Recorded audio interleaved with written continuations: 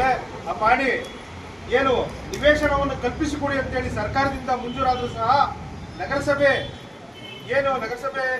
Members ಇರ್ಬೋದು, ಆಯುಕ್ತರಿರ್ಬೋದು, ಅದರಲ್ಲಿ ಯಾವುದೇ ನಿವೇಶನವನ್ನು ಮಂಜೂರು ಮಾಡಿಕೊಳ್ತಲೇ ಏನು ಎಲ್ಲ ಜಾತಿಯ ದಲಿತರು, ಎಲ್ಲ ಜಾತಿಯ ಬಡವರಿಗೆ ನಿವೇಶನ ಕೊಡೋದ್ರಲ್ಲಿ ಇವತ್ತು ಫೇಲ್ಯೂರ್ ಆಗಿದ್ದಾರೆ.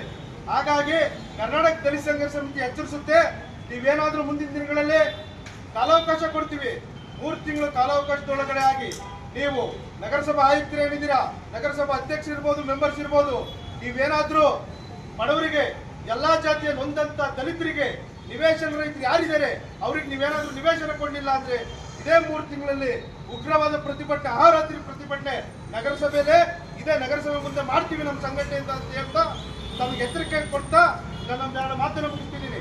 ಜೈ ಭೀಮ್. ಹೋರಾಟ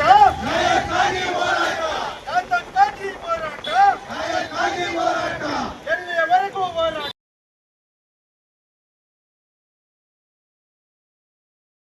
ವಸತಿ ವಂಚಿತರಿಗಾಗಿ ಸಂಕಷ್ಟದಲ್ಲಿ ತಲುಪುತ್ತಿರುವ ನಗರವಾಸಿಗಳು ಕಿತ್ತೂರು ನಗರದ ಸುತ್ತಮುತ್ತ ಆಶ್ರಯ ಯೋಜನೆಗೆ ಈಗಾಗಲೇ 100 ಎಕರೆ ಜಾಗವನ್ನು ಗುರುತಿಸಿದ್ದು ಸಂಬಂಧಪಟ್ಟ ಇಲಾಖೆ ಮತ್ತು ತಾಲೂಕು ಆಡಳಿತ ಅರ್ಹ ಫಲಾನುಭವಿಗಳಿಗೆ ವಸತಿ ಮತ್ತು ನಿವೇಶನ ನೀಡುವಲ್ಲಿ ಸಂಪೂರ್ಣ ವಿಫಲರಾಗಿರುತ್ತೀರಿ. ನಗರಸಭೆಯು ಮಲಧಾರಣೆ ಧೋರಣೆಯನ್ನು ತೋರುತ್ತಿದ್ದು ಬೇಜವಾಬ್ದಾರಿತನವನ್ನು ಖಂಡಿಸಿ ಈಗಾಗಲೇ ಆಶ್ರಯ ಯೋಜನೆಗೆ ಗುರುತಿಸಿರುವ ಜಾಗವನ್ನು ನಗರಸಭೆಯು ತನ್ನ ವಶಕ್ಕೆ ತೆಗೆದುಕೊಂಡು ಜರೂರಾಗಿ ನಿವೇಶನ ಹಂಚಿಕೆ ಮಾಡಬೇಕೆಂದು ಕರ್ನಾಟಕ ದಲಿತ ಸಂಘರ್ಷ ಸಮಿತಿ ಆಗ್ರಹಿಸುತ್ತದೆ.